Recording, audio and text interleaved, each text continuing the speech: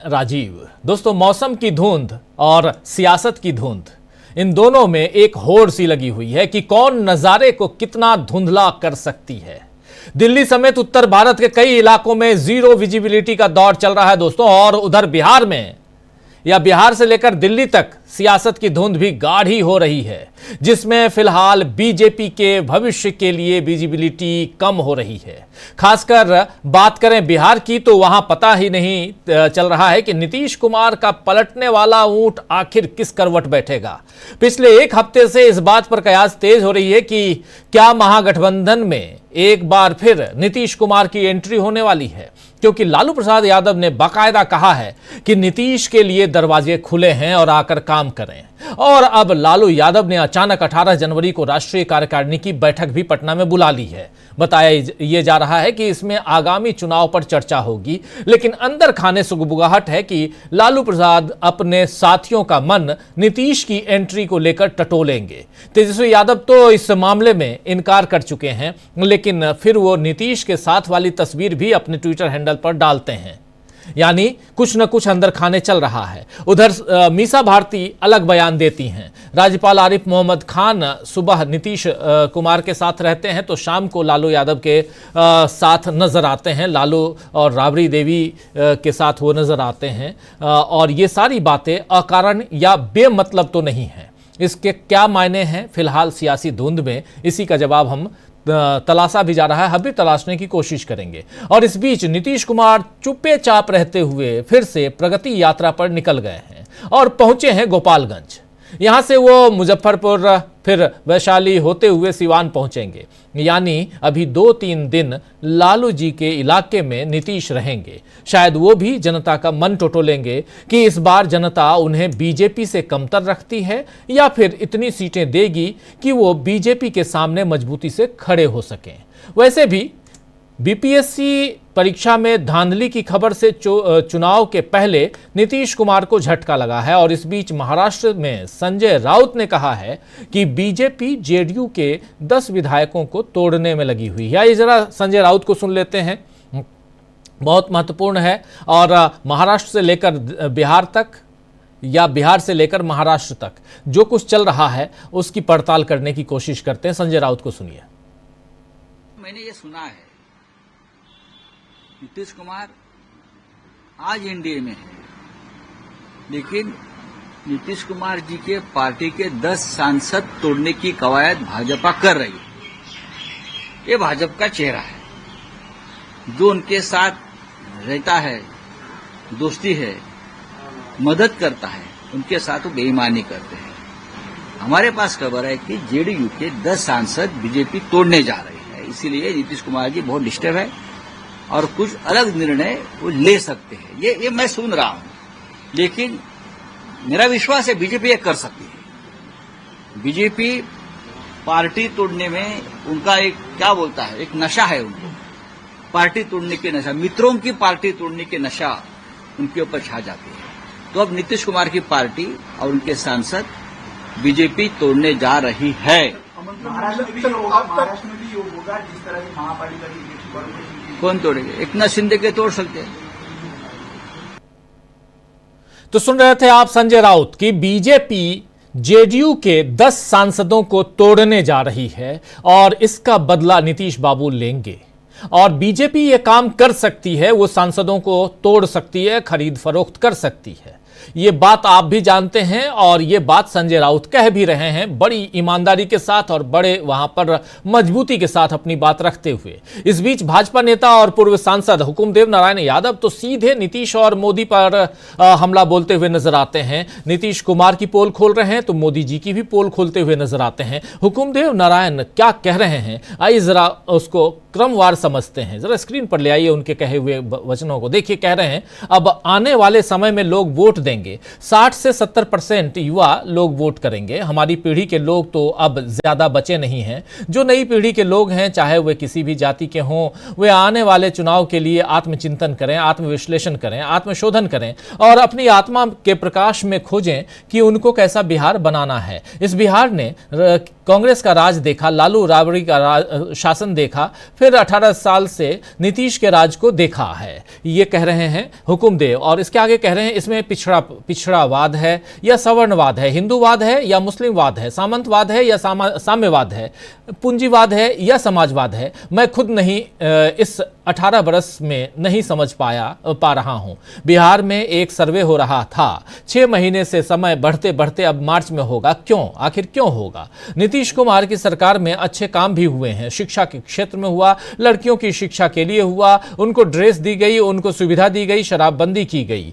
ये बातें हुकुमदेव कह रहे हैं और आखिर में हुकुमदेव कहते हैं कि जरा आगे के उसको ले आई, और बहुत महत्वपूर्ण कि वहां पर कि जो 25 साल लेकिन विकास के और भी काम हैं, रोटी कपड़ा और मकान मांग रहा है हिंदुस्तान। यहां ये बहुत महत्वपूर्ण बात यहां कह रहे हैं हुकुमदेव कि रोटी कपड़ा और मकान मांग रहा है हिंदुस्तान। ये किस पर इशारा, किस तरफ इशारा है? क्या नरेंद्र मोदी की तरफ इशारा है? इस पर सबको सोचना चाहिए, लिख रहे हैं। और किसानों की हालत खराब हुई है, उनको देखने वाला कोई नहीं है, राजस्व के मामले में कोई खाता बही है नहीं, बिहार में राज कौन चला रहा है पता नहीं चलता, मैं लिखता रहता हूं 2025 में क्या होगा पता नहीं। डॉक्टर लोहिया कहते थे जिंदा कौमें 5 साल इंतजार नहीं करती हैं। बिल्कुल सही कह रहे हैं यहाँ पर हुकुमदेव नारायण यादव, पूर्व सांसद हैं, बीजेपी से हैं, और एक तरफ रोटी कपड़ा और मकान की बात करते हैं तो दूसरी तरफ ये भी पूछते हैं कि जंगल राज तो 2005 में चला गया था, और उस समय जो लड़का 5 से 10 साल का था उसने तो लालू का जंगल राज देखा ही नहीं। जिसने देखा ही नहीं उसे क्या सुना रहे हो? ये किसको आखिर कह रहे हैं? ये कह रहे हैं नीतीश कुमार को। आज जो युवा हैं उसने नीतीश कुमार के राज को देखा है, उसने लालू यादव के समय में जंगल राज था या नहीं, मंगल राज था, उसने देखा ही नहीं। ये सारी बातें कह रहे हैं हुकुमदेव नारायण यादव। बहुत महत्वपूर्ण बात, और इस बात को अगर और गहराई से समझिए तो कहीं ना कहीं ये लालू यादव के बाद के एरा को, यानी नीतीश कुमार के कार्यकाल को, पिछले 20 साल को ये आंकने की कोशिश कर रहे हैं, समझने की कोशिश कर रहे हैं, और बता रहे हैं कि आप कब तक जंगल राज कहकर अपने मंगल राज की बात करोगे, लेकिन क्या सचमुच यहाँ सब कुछ मंगलमय है? और दूसरी तरफ रोटी कपड़ा और मकान मांग रहा है हिंदुस्तान की बात अगर कर रहे हैं तो हिंदुस्तान का आज हुकूमत पर शासक कौन है, यानी हिंदुस्तान में प्रधानमंत्री कौन है? वो है नरेंद्र मोदी। तो एक साथ नीतीश कुमार और नरेंद्र मोदी पर आखिर हुकुमदेव नारायण यादव क्यों हमला बोल रहे हैं, यह समझने की जरूरत है। जाहिर है कि बीजेपी और जेडीयू के बीच अविश्वास बढ़ रहा है, अगर बीजेपी नेता की तरफ से देखा जाए तो, और नीतीश कुमार ने बागी तेवर अपना लिए हैं, इन सबको देखा जाए तो इसमें बीजेपी की बेचैनी और बढ़ गई है। इधर कांग्रेस ने अंबेडकर सम्मान के मुद्दे पर रैली निकालने का निर्णय लिया है, और इस बारे में पहले भी फैसला हुआ था, लेकिन मनमोहन सिंह के निधन के बाद रैली स्थगित कर दी गई थी। और अब कांग्रेस ने क्या कहा है जरा ये सुन लेते हैं, क्योंकि आज पवन खेड़ा ने प्रेस कॉन्फ्रेंस की है और तमाम बातें रखी हैं, आगे की रणनीतियों को पवन खेड़ा ने बताया है, सुनिए जरा। पार्लियामेंट में आपने सुना, प्रियंका जी ने बड़ी अच्छी एक बात कही, संविधान है ये, संघ का विधान नहीं है। तो संविधान के आधार पर ही सरकारें चलेंगी, संविधान के आधार पर ही ये देश चलेगा। आप मुंह में संविधान और बगल में मनुस्मृति लेकर नहीं घूम सकते, या तो संविधान है या मनुस्मृति है। तो ये इनको हम एक्सपोज करेंगे कि किस तरीके से आप ना केवल दलितों और आदिवासियों के साथ अन्याय करते हुए आप सरेआम पकड़े जाते हो, SC/ST एट्रोसिटी जो एक्ट है उसको आप कमजोर करते हुए पाए जाते हो, लेकिन आप संविधान के जो मूल्य हैं जिसके आधार पर विपक्ष की एक भूमिका है, आप उस पर भी हमला बोलते हो। कैसे आप विपक्ष के नेताओं को गिरफ्तार कर देते हो, उन पर एजेंसीज छोड़ देते हो, कैसे आप संवैधानिक संस्थाओं को कमजोर करने में कोई कसर नहीं छोड़ते। वो चुनाव आयोग हो, वो सेबी हो, वो CAG हो, ऐसे अनेक उदाहरण हम आपको लगातार देते आए हैं कि ये लोग संवैधानिक संस्थाओं के, लोकतांत्रिक संस्थाओं के पूरी तरह से खिलाफ हैं। तो बाबा साहब अंबेडकर को सिर्फ मुंह से अपमान करना एक बात होती है, वो छोटी बात नहीं होती, वो बहुत बड़ी बात है। लेकिन साथ ही साथ बाबा साहब अंबेडकर के जो संविधान हैं और उस संविधान के आधार पर जो बनी हुई संस्थाएं हैं, उन पर भी आप कुठाराघात करते हो, उन पर भी आप हमले बोलते आए हो, तो ये बर्दाश्त नहीं होगा। इसके खिलाफ आंदोलन शुरू हो चुका। तो किस किस के खिलाफ आंदोलन शुरू हो चुका है या होगा, ये तमाम बातें यहां रखते हुए पवन खेड़ा और इस बीच दिल्ली चुनाव में भी आरोप प्रत्यारोप और साथ ही उम्मीदवारों की सूची जारी करने का दौर शुरू हो गया है। और इस कड़कती ठंड और चुनावी सियासी सरगर्मी में क्या और बढ़ेगी बीजेपी की बेचैनी, ये सब कुछ समझने की कोशिश करेंगे हम इस कार्यक्रम के जरिए। उधर नीतीश कुमार जो कर रहे हैं, और नीतीश कुमार ने क्या सचमुच बागी तेवर अपना लिया है या कुछ और है। बिहार में आखिर राहुल गांधी की जो एंट्री होने जा रही है 18 तारीख को, उधर लालू प्रसाद यादव ने मीटिंग बुला ली है, अपने कार्यकारिणी की बैठक बुला ली है, पूरे राष्ट्रीय कार्यकारिणी की, उसके क्या मायने हैं। और साथ में जब उसी दिन 18 तारीख को ही राहुल गांधी पटना में रहेंगे तो क्या कुछ होगा। और कल अमित शाह जाने वाले हैं पटना, क्या कल अमित शाह और नीतीश कुमार की मुलाकात होगी? अगर मुलाकात होती है तो क्या मायने, और नहीं होती है तो उसके क्या मायने, सब कुछ आज खंगालने की कोशिश करते हैं। देश की सियासत में जो गर्माहट है, उस गर्माहट की आंच थोड़ी सी और बढ़ाने की कोशिश करते हैं। आइए जरा हमारे साथ कुछ वरिष्ठ साथी जुड़े हुए हैं, उन वरिष्ठ साथियों से आपकी मुलाकात करवाता हूं। देखिए, इस वक्त 3 वरिष्ठ साथी जुड़े हुए हैं। शकील अख्तर जी हैं, पंकज चतुर्वेदी जी हैं और प्रोफेसर रविकांत जी हैं। आप तीनों का स्वागत है, इस्तकबाल है। स्वागत इस्तकबाल आप तमाम दोस्त साथी शुभचिंतक आप सबका जो अब तक जुड़ चुके हैं या जो जुड़ने वाले हैं आप सबका भी। शकील जी, क्या कुछ चल रहा है इधर दिल्ली में?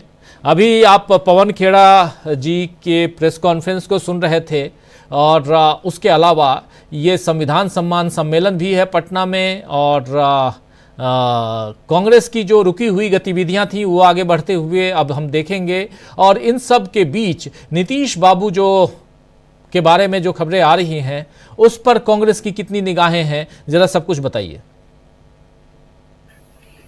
देखिए राजीव जी, कांग्रेस ने जो शोक का समय था वो खत्म होने के बाद अब अपने आप को फिर से तैयार कर लिया है। और इस वक्त उनका जो सबसे बड़ा मुद्दा है वो यही है कि अमित शाह ने जो डॉक्टर अंबेडकर का अपमान किया था उसके खिलाफ अपनी मुहिम को तेज करना। पवन खेड़ा ने, जो कांग्रेस के मीडिया डिपार्टमेंट के चेयरमैन हैं, आज इसीलिए प्रेस कॉन्फ्रेंस की थी और उन्होंने बताया कि इस मुद्दे को कांग्रेस छोड़ने वाली नहीं है, क्योंकि जो वो संविधान की बात कर रहे थे, तो संविधान जो है कांग्रेस के लिए सबसे बड़ी चीज है। इसे बनाने वाली, इसे लागू करने वाली कांग्रेस ही है। तो कांग्रेस इस मुद्दे को लेके अब देश भर में जाएगी, हर जगह वो इसको लेके आंदोलन करेगी और अपनी जो मांग है कि अमित शाह इस्तीफा दो, संविधान का अपमान और डॉक्टर अंबेडकर का अपमान सहन नहीं होगा, तो इसको लेके वो अपने आंदोलन को तेज करेगी। अब इस स्थिति में उसके लिए एक और अनुकूल माहौल बन गया है बिहार से। देखिए, जो बिहार में हो रहा है वो विपक्ष के लिए बहुत ही फेवरेबल सिचुएशन है। किसी भी सरकार का मुख्यमंत्री अगर इधर उधर करे, अनिर्णय की स्थिति में हो, तो सरकार के लिए परेशानी की बात होती है, सत्ता पक्ष के लिए इस परेशानी की बात होती है, विपक्ष के लिए तो अनुकूल स्थिति होती है। इसीलिए आरजेडी ने अपनी कार्यकारिणी की मीटिंग बुलाई है, खुश हैं वो। देखिए, अगर आ जाते हैं नीतीश कुमार, इससे अच्छा कुछ नहीं है, नहीं आते तो उनके अंतर विरोध जो है वो सामने आ गए हैं और उसका नुकसान जो है उन्हें विधानसभा के चुनाव में जो इसी साल होने वाला है उठाना पड़ेगा जी। संजय राउत ने आज जो बात कही है वो बहुत ही महत्वपूर्ण है। मित्रों के साथ विश्वासघात, उन्होंने सीधा सीधा बीजेपी पर आरोप लगाया है कि इनके जो दोस्त होते हैं उनके साथ ये धोखा करते हैं। क्यों? क्योंकि इसका अनुभव खुद शिवसेना को है। शिवसेना ने बीजेपी का हमेशा साथ दिया और उस स्थिति में दिया जब महाराष्ट्र में बीजेपी की कोई स्थिति नहीं थी। बाला साहब ठाकरे उसके लिए किन शब्दों का प्रयोग करते थे आपको भी मालूम है और दर्शकों को भी मालूम है। उसके लिए कभी सम्मान से भी बात नहीं करते थे बाला साहब ठाकरे। तो जब वो बीजेपी बढ़ गई शिवसेना के सहारे, तो सबसे पहले उसने शिवसेना को ही तोड़ा वहां पे, और शिवसेना को तोड़ के उन्होंने जो असली उसके विरासत वाले लोग थे उद्धव ठाकरे, उनको अलग थलग कर दिया। इसीलिए संजय राउत ने कहा है कि मित्रों को तोड़ने का नशा है। और जहां तक नीतीश कुमार का सवाल है, तो नीतीश कुमार इस बात को अच्छी तरह जानते हैं कि उनके सांसदों पे बीजेपी की निगाहें हैं, और अगर तोड़ लिया उन्होंने और तोड़ने की कोशिश की तो नीतीश कुमार उसका बदला ये लेंगे कि हम तो डूबे हैं सनम, तुमको भी ले डूबेंगे। तुम्हारी सरकार जो है, जो हमारे साथ चल रही है, वो बिहार में नहीं चलाने देंगे, और चुनाव में हम आरजेडी और कांग्रेस के साथ मिलकर चुनाव लड़ेंगे। देखिए, नीतीश कुमार के पास अभी बहुत सारी चीजें हैं। उन्होंने जाति गणना कराई। एक चीज और है उनके पास जिस पर लोगों का ध्यान नहीं है, बीजेपी का तो बिल्कुल नहीं है, लैंड रिफॉर्म, भूमि सुधार। इसके लिए नीतीश कुमार एक कमेटी ऑलरेडी बना चुके हैं। कई साल पहले उन्होंने कमेटी बनाई थी। अब अगर वो लैंड रिफॉर्म की जो कमेटी है उसकी सिफारिशें सामने ले आते हैं तो उसका सबसे ज्यादा नुकसान बीजेपी को ही होने जा रहा है। सारा अति दलित, अति पिछड़ा दलित, सारा कमजोर वर्ग सब एकजुट हो जाएगा, और जिसकी तादाद वहां पे 80% से ज्यादा है। लैंड रिफॉर्म के लिए 3 राज्यों में हुए हैं अभी तक, केरल में, जम्मू कश्मीर में, और एक राज्य ने इसके लिए कमेटी बनाई है, वो है बिहार। कहीं और इसकी शुरुआत नहीं हुई है। बिहार ने इसकी ऑलरेडी और बंगाल में, केरल, जम्मू कश्मीर और बंगाल, 3 राज्यों में लैंड रिफॉर्म हुआ है, भूमि सुधार, और बिहार ने इसके लिए कमेटी बना के ऑलरेडी रखी हुई है। और ये जो चोट है सबसे ज्यादा बीजेपी को ही पड़ती है। तो इसलिए ये जो है बहुत ही महत्वपूर्ण बात है। एक बात और, मणिपुर की बहुत ही इंपॉर्टेंट है। आज खड़गे जी ने भी कहा कि आखिरी बार चुनाव में वोट मांगने के लिए गए थे मोदी जी वहां पे आज फिर से जो कुकी समुदाय है, जिसका समर्थन जो है वहां के मुख्यमंत्री करते हैं, बीरेन सिंह मणिपुर के, उन्होंने फिर मांग की है कि सुरक्षा बलों को हटाया जाए। कभी आपने सुना सुरक्षा बलों को हटाने की मांग कभी कोई समुदाय करे? कभी असम में नहीं हुई, पंजाब में नहीं हुई, कश्मीर में नहीं हुई, कहीं नहीं हुई। सुरक्षा बलों को हटाने की मांग का मतलब होता है कि हम जो है खुद फैसला करेंगे, मेतेई समुदाय के साथ फैसला हम खुद करेंगे। मेतेई समुदाय को ही सबसे ज्यादा नुकसान हुआ है। उन्हीं की महिलाओं को सड़कों पर निर्वस्त्र करके अभद्र उनके साथ हरकतें करते हुए जुलूस निकाला गया जी, जिसने भारत का सर शर्म से झुका दिया। सुप्रीम कोर्ट को इसमें इंटरफियर करना पड़ा था, इंटरवीन करना पड़ा था। ऐसी स्थिति में अब वो मांग कर रहे हैं कि सुरक्षा बल को हटा दो, और पीएम वहां जा नहीं रहे। मुख्यमंत्री बीरेन सिंह माफी मांग चुके हैं। कांग्रेस ने मांग करी है कि मुख्यमंत्री की माफी के बाद अब प्रधानमंत्री को ही माफी मांगना चाहिए उसके बारे में। आखिर मणिपुर में हो क्या रहा है? अब आप जो है वहां पे हुकुमदेव नारायण सिंह का जो बाइट दिखा रहे थे, उनका जो ट्वीट दिखा रहे थे, तो वो क्या कह रहे हैं?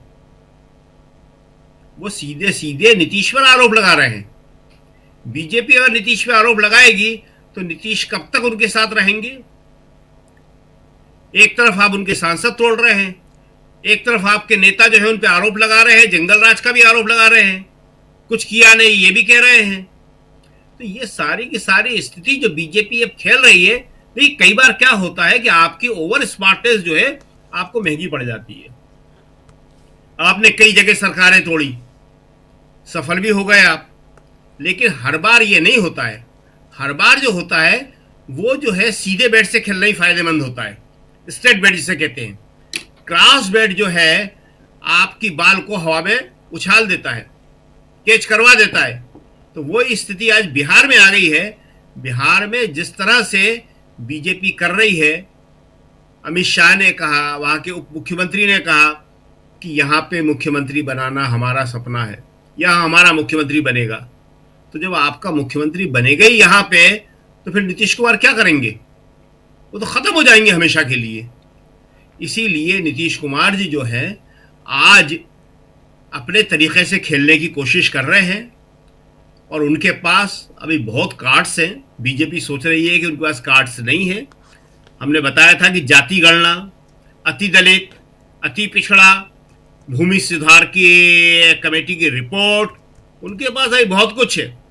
अगर उन्होंने अपना पिटारा खोल दिया तो कांग्रेस को परेशानी होने वाली नहीं है, आरजेडी को परेशानी होने वाली नहीं है, लेफ्ट को होने वाली नहीं है, परेशानी होगी बीजेपी को। जी राजीव जी।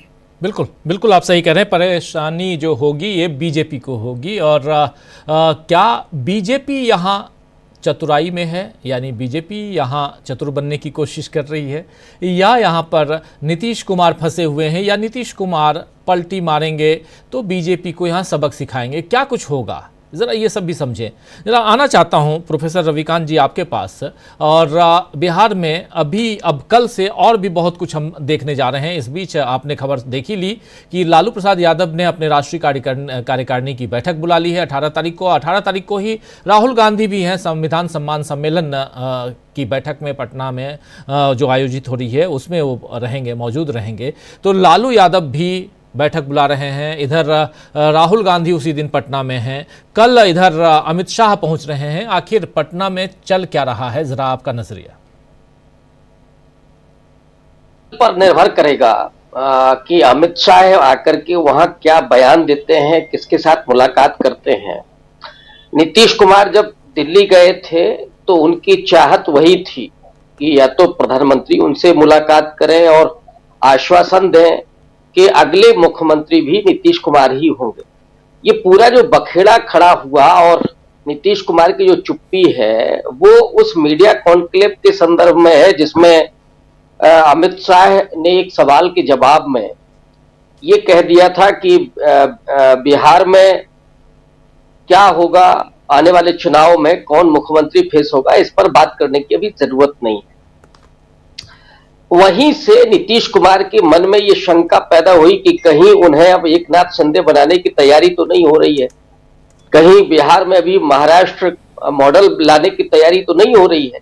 और इसीलिए नीतीश कुमार ने खामोशी ओढ़ ली और उसके बाद उन्होंने अपना खेल करना शुरू किया।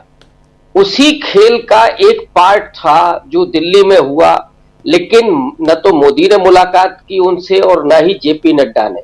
वहां से लौटने के बाद ही आपने देखा होगा नीतीश कुमार की बॉडी लैंग्वेज, लालू प्रसाद यादव का वक्तव्य और जिस तरह से उन्होंने तेजस्वी यादव के कंधे पर हाथ रखा, वो बहुत कुछ बयां कर रहा है। और अब कल पर बहुत निर्भर करता है कि अमित शाह पटना की बैठक में प्रेस कॉन्फ्रेंस अगर करेंगे तो उसमें बात क्या रखेंगे। हालांकि डैमेज कंट्रोल करने की कोशिश तो उसी समय हुई थी जब निशिकांत दुबे ने ट्वीट किया था, लेकिन निशिकांत दुबे की कोई हैसियत नहीं है। नीतीश कुमार कमिटमेंट चाहते हैं शीर्ष नेतृत्व से, अगर वहां से वो आता है तब तो ठीक है, अदरवाइज नीतीश कुमार को पलटने में देर नहीं लगेगी। और यही वजह है कि 6 तारीख के मद्देनजर ही 18 तारीख को लालू प्रसाद यादव संसदीय बोर्ड की बैठक कर रहे हैं। राहुल गांधी हालांकि संविधान सुरक्षा सम्मेलन में भाग लेने के लिए जा रहे हैं, लेकिन पटना में उनका उस दिन रहना और ये खरमास के बाद का समय होगा, यानी बिहार में उल्टी गिनती शुरू हो जाएगी 14 के बाद ही, अगर कल कोई स्पष्ट बयान नहीं आता है तो। और नीतीश कुमार को मैं जितना समझता हूं, जितनी उनकी पॉलिटिक्स को, नीतीश कुमार के बारे में अभी न तो आप ये कह सकते हैं कि वो पलटी मारने जा रहे हैं और न तो आप ये कह सकते हैं कि वो बीजेपी के साथ ही रहेंगे। निर्भर कल पर करेगा। कल अगर अमित शाह ने कोई बयान नहीं दिया तब फिर नीतीश कुमार को पलटने से कोई नहीं रोक सकता, ये भी तय है।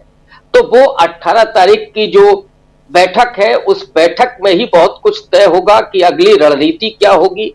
चुनाव नीतीश कुमार के साथ मिलकर के लड़ा जाएगा और सरकार पहले बनेगी क्या, बिहार में सरकार नीतीश कुमार पाला बदलेंगे क्या या बीजेपी को छोड़ेंगे क्या, ये सारी परिस्थितियां 14 से 18 के बीच में होंगी और 18 को ही लालू प्रसाद यादव वो फैसला करेंगे अपनी बैठक में। और मैं पहले भी कहता रहा हूं कि अगर पटना में कुछ हुआ, कोई हलचल हुई, तो फिर वो दिल्ली को भी प्रभावित करेगी। और दिल्ली में जिस तरह से चल रहा है कि इधर नीतीश कुमार अगर वहां से निकलेंगे तो नीतीश कुमार के हाथ बहुत लंबे हैं।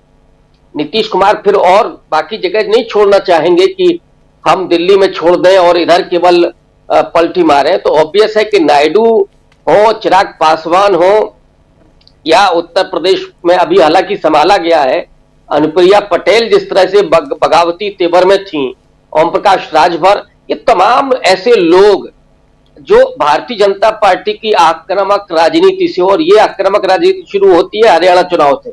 हरियाणा चुनाव उन्होंने जीता, फिर महाराष्ट्र चुनाव जीता, और उसके बाद फिर सबको भूल गए वो।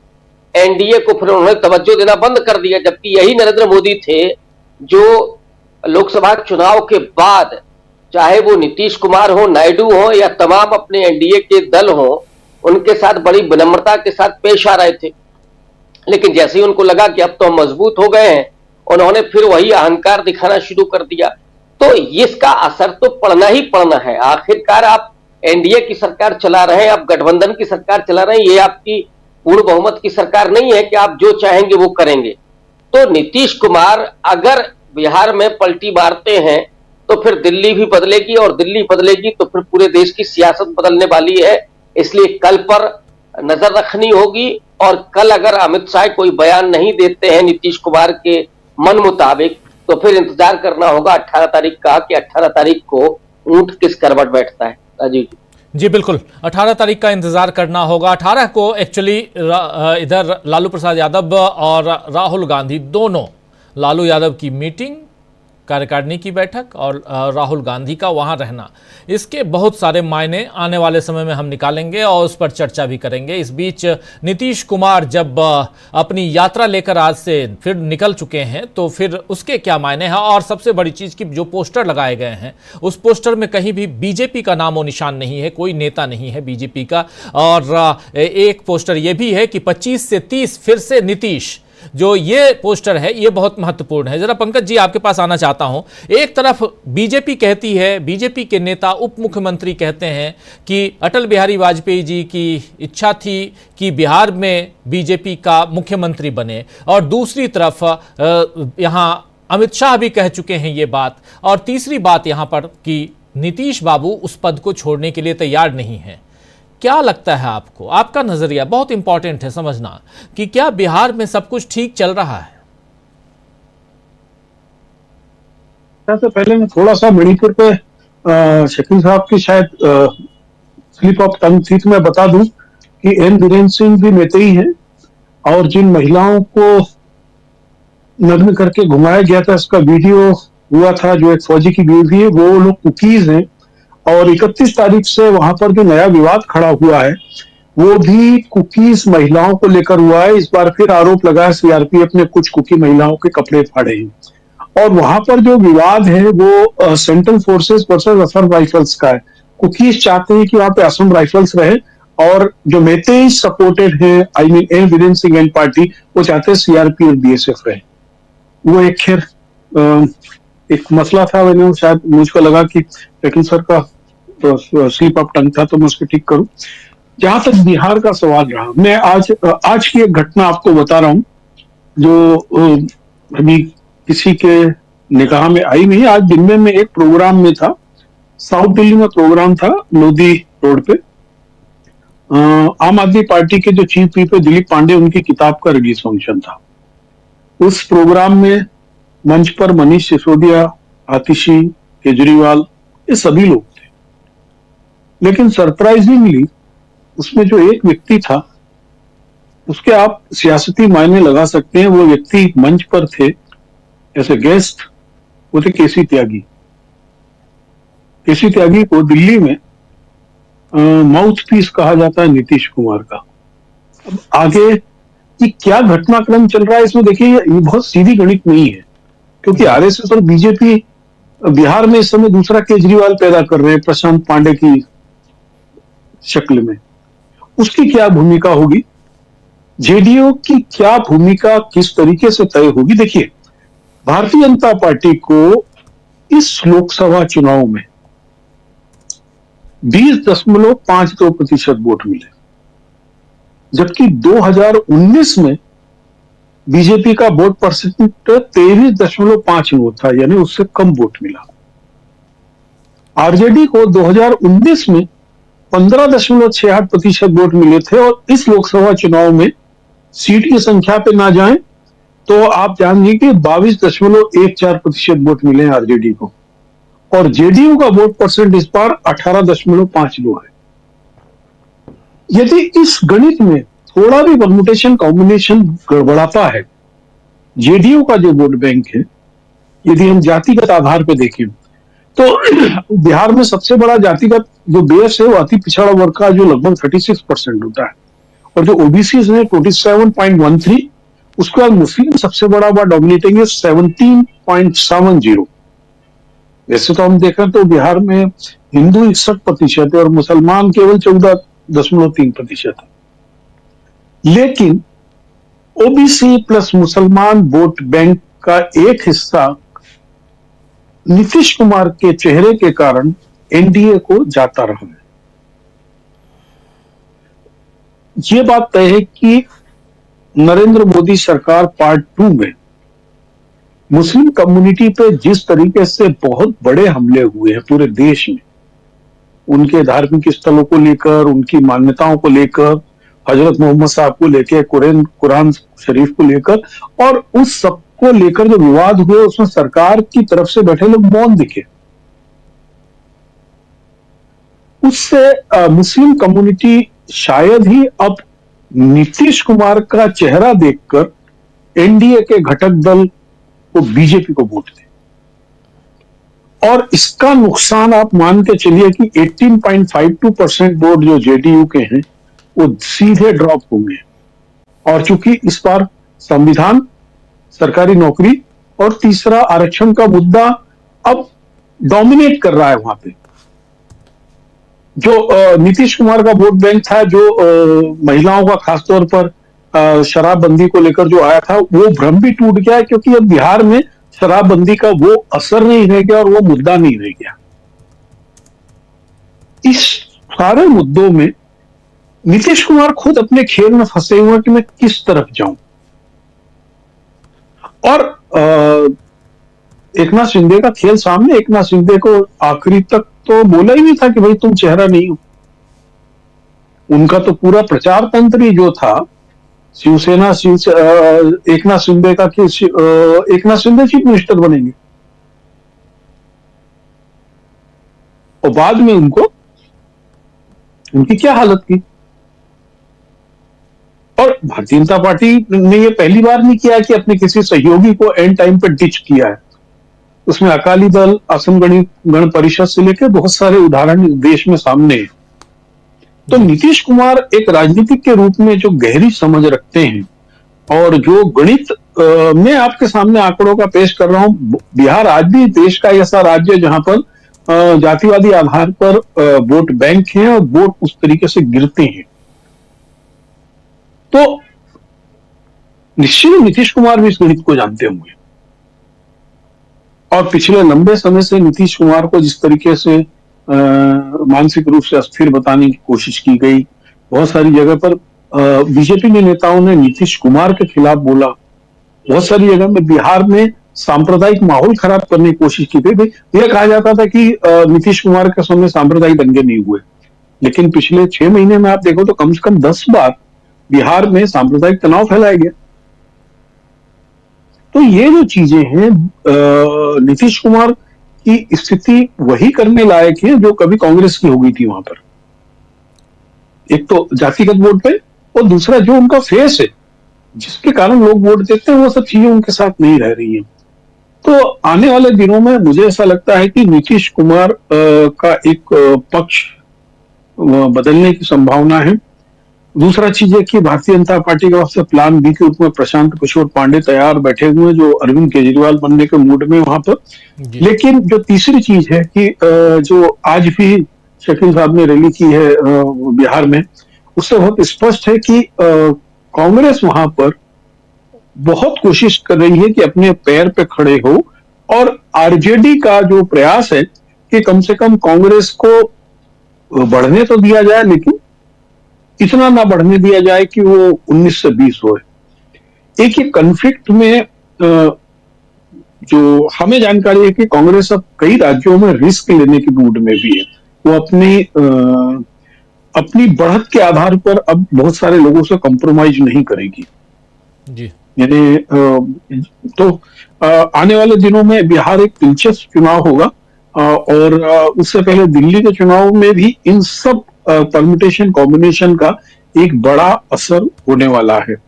दिल्ली का चुनाव अभी तक जिस प्रकार से टिकट घोषित हुआ, आज बीजेपी ने भी किए हैं, कम से कम 16 सीटें ऐसी हैं जहां पर सीधा सीधा त्रिकोणीय संघर्ष दिख रहा है। वहां पे कांग्रेस ने एक अच्छी मौजूदगी के लोगों को टिकट दिया है, और इन सबका असर बिहार तक जाएगा। दिल्ली में बड़ी संख्या में बिहारी वोटर्स हैं, और ये एक लंबा चलने वाला खेल नहीं है। मुझे लगता है कि जनवरी में ही इसका पटाक्षेप होगा। जी जी, जनवरी में, और ये जनवरी का महीना चल रहा है और यहाँ पर बहुत कुछ हो सकता है। हमारे साथ जुड़ गए हैं प्रशांत टंडन जी। प्रशांत जी, आपका स्वागत करता हूँ और सीधे आपके पास ही आना चाहता हूँ, समझना चाहता हूँ आपसे। अब देखिए, दो तीन अपडेट्स हैं। पहला अपडेट ये है कि कल, अभी तक खबर यही है कि कल अमित शाह पटना पहुँच रहे हैं। दूसरा अपडेट कि लालू प्रसाद यादव ने आज शाम को ये घोषणा कर दी, अपने तमाम जो राष्ट्रीय कार्यकारिणी है उसकी बैठक बुला ली है 18 तारीख के लिए, और 18 तारीख को ही राहुल गांधी भी पहुंच रहे हैं। 14 तारीख को दही चूड़ा का आयोजन होता है, आप जानते हैं मकर संक्रांति है, वो आयोजन होता है लालू प्रसाद राबड़ी देवी के घर पर, और उसमें अमूमन नीतीश कुमार जाते हैं। ये है अभी तक, अमूमन गए हैं वो, ये इंतज़ार भी रहेगा। और साथ साथ नीतीश बाबू निकल गए हैं 25 से 30 फिर से नीतीश के नारे के साथ, और उसमें कहीं भी नहीं है बीजेपी के नेता, मोदी जी भी नहीं है उस पोस्टर में। मोदी जी की पार्टी यानी बीजेपी के पूर्व सांसद हुकुमदेव नारायण यादव कह रहे हैं कि रोटी कपड़ा और मकान मांग रहा है हिंदुस्तान, और फिर ये भी बोल रहे हैं कि 25-20 साल पहले जो युवा या जो लड़का या लड़की, जो बच्चा 5 साल या 10 साल का था, वो अब बड़ा हो चुका है, और उसने उस जंगल, जिस तथाकथित जंगल राज की आप बात कर रहे हैं, वो नहीं देखा है। तो फिर आप जो अभी कर रहे हैं ये क्या है? यानी सीधा हमला नीतीश कुमार पर, सीधा हमला नरेंद्र मोदी पे। ये कुछ पॉइंट्स है जो आपके सामने मैं रख रहा था, आपके विचार। जी, नीतीश कुमार यात्रा पर निकल गए, जैसे कल चर्चा की थी हमने। एक और तारीख हमको याद रखनी चाहिए, तमाम 18 तारीख को बहुत कुछ संभावित है, और कल जब अमित शाह वहाँ होंगे तो क्या अमित शाह ये घोषणा करेंगे वहाँ पे जो नीतीश कुमार चाहते हैं कि नीतीश कुमार की अगुवाई में चुनाव लड़ा जाएगा, तो ये देखना होगा। लेकिन एक और तारीख है 15 तारीख, जो कि प्रस्तावित है कि नीतीश कुमार अपनी यात्रा के साथ साथ इस मौजूदा यात्रा में एनडीए के पार्टनर्स को भी जोड़ेंगे। तो क्या वो एनडीए के पार्टनर्स को 15 तारीख को जोड़ते हैं, ये भी देखना होगा। लेकिन ये तमाम पलटीबाजी में मैं पंकज जी से सहमत हूँ कि पलटीबाजी में नीतीश कुमार एक वैसे अनुभवी व्यक्ति ने भी गलतियां की हैं, और 2 तो बड़ी गलतियां की हैं। एक, उन्होंने खुद ही सर्वे करवाया, जातिवार सर्वे करवाया बिहार में। वो बहुत मील का पत्थर था वो सर्वे, सामाजिक न्याय की विमर्श में, और उसी ने प्रस्तावना लिख दी जातिवार जनगणना की। लेकिन नीतीश कुमार ने उसको डिसोन कर दिया, बीजेपी के साथ जाने के चक्कर में उस सर्वे को डिसोन कर दिया। क्या निकल के आया था सर्वे में, जरा एक आध फिगर देख लेते हैं। बहुत सारी भ्रांतियां उसमें से टूट गई थी।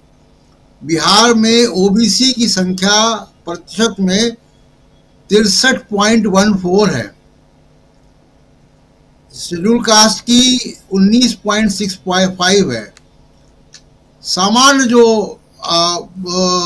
वर्ग है उसकी 15% है, और जो बहुत प्रभावी वहाँ का एक वर्ग है भूमिहार वर्ग, उसकी मात्र 2.86 है।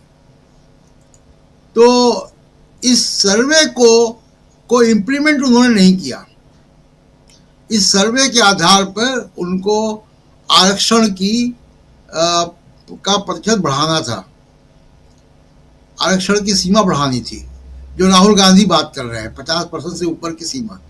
तेजस्वी ने भी ये बात रखी थी, लेकिन नीतीश कुमार ने एक ऐसे क्रांतिकारी सर्वे को डिसोन कर दिया बीजेपी के साथ जाने के चक्कर में। ये बड़ी गलती की उन्होंने। दूसरी उनकी बड़ी गलती ये हुई है, यात्रा में जरूर निकल गए हैं वो, और यात्रा में उनको एहसास होगा कि उनके साथ कितने लोग हैं कितने नहीं हैं, लेकिन ये जो दूसरी बड़ी गलती की है कि डॉक्टर अंबेडकर का जब अपमान हुआ अमित शाह के द्वारा संसद में, उस पर उन्होंने खामोशी रखी। ये दूसरी बड़ी गलती थी उनकी। और तीसरी बड़ी गलती जो पंकज जी चर्चा की जिसकी, कि उनके पास एक मुस्लिम वोट बैंक भी हुआ करता था, लेकिन उनके मुस्लिम वोट बैंक का वही हाल होगा जो दिल्ली में अरविंद केजरीवाल के मुस्लिम वोट बैंक का होगा। तो तमाम अटैक हुए मुसलमानों के ऊपर, देश में हर जगह हुए, बिहार में भी हुए, और नीतीश कुमार की उसमें खामोशी रही। ये बात ठीक है कि उन्होंने अपने राज्य में दंगे नहीं होने दिए, अपने राज्य में संभाल के रखा, लेकिन जहां बोलना था वहां खामोश रहे वो। लेकिन एक दूसरी सच्चाई ये है राजीव जी, कि जो बीजेपी, जो संजय राउत बात कह रहे हैं कि बीजेपी जो है वो जेडीयू को तोड़ देगी, कुछ विधायक निकालेगी वहां से, जी, इससे बीजेपी को चुनावी साल में हासिल क्या होगा? सरकार आप गिरा देंगे, अपनी ही सरकार गिरा देंगे, अपने ही पार्टनर की सरकार गिरा देंगे, इससे हासिल क्या होगा? ये बहुत ही काउंटर प्रोडक्टिव होगा। करने को बीजेपी कर सकती है कि अपना मुख्यमंत्री बना दे वहां पे, लेकिन उनका अपना मुख्यमंत्री बनने की अगर विधानसभा की सूरत आप देखिए, तो वो अभी मौजूदा विधानसभा में तो सूरत नहीं, जब तक कि नीतीश कुमार का साथ रहा हो।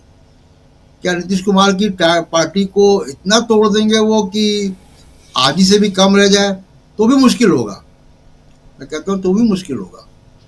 लेकिन ये जो कुछ गलतियां नीतीश कुमार ने की हैं, इसका उनकी भरपाई इनको करनी पड़ेगी, और अगले कुछ दिनों में करनी पड़ेगी। और मुझे लगता है कि उनके पुराने दोस्त लालू प्रसाद यादव ही उनकी मदद अभी कर सकते हैं। दूसरी बात, दिल्ली की चुनाव की बात मैं जब सेकेंड राउंड में आऊंगा तब बात करूंगा। जी बिल्कुल, दिल्ली चुनाव की बात भी हम करेंगे, लेकिन उससे पहले ज़रा हम अभी बात कर रहे हैं बिहार की, नीतीश कुमार के संभावनाओं की, और उससे रिलेटेड जो सियासत है देश की, उसकी ज़रा आपसे समझूं अमलेंदु उपाध्याय जी, कि क्या देखते हैं इन सारे डेवलपमेंट्स के साथ साथ? डेवलपमेंट्स तो काफी ज्यादा हो रहे हैं, और नीतीश कुमार जो है अब फिर अपने रथ को लेकर बढ़ चुके हैं आगे, और उधर अमित शाह भी अब पहुंचेंगे पटना में, पाटलिपुत्र पहुंचेंगे, जहां मोदी जी ने बताया था कि कभी सिकंदर गया था। तो अब वहां देखते हैं कि वहां सिकंदर कौन है और जो पुरु कौन है, अब ये मालूम पड़ेगा राजीव जी। स्थितियां वैसी बन रही हैं कि सिकंदर और पुरु का आमना सामना पाटलिपुत्र में होना लगभग तय माना जा रहा है, क्योंकि जो भी परिस्थितियां बन रही हैं, चाहे वो नीतीश कुमार की तरफ से तैयारियां की जा रही हों, चाहे भारतीय जनता पार्टी की तरफ से की जा रही हों, यानी अब तलवारें म्यान से दोनों तरफ से निकल चुकी हैं, और कोई भी म्यान में अंदर रखने को तैयार नहीं।